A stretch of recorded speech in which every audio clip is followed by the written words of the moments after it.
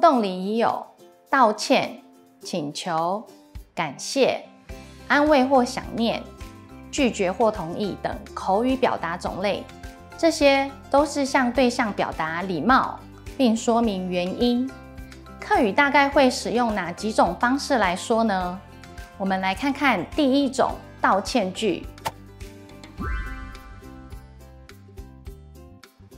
比如题库中的这题，阿爸本日压到15分，你会用办老阿爸回实力。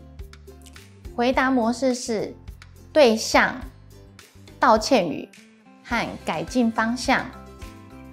套用回答模式后，对象是阿爸，道歉语是拍谁，很爱唔错，改进方向，你冇压力。下一拜爱会咋个注意对不？完整的句子就是阿爸拍谁很爱唔错，你冇压力。下一拜爱会咋个注意对不？我们再来练习一题。你今本日上学蛮多嘞，现场运用办老信上说明，讲唔会失礼。套用回答模式后，我们就可以这样回答：信上拍谁？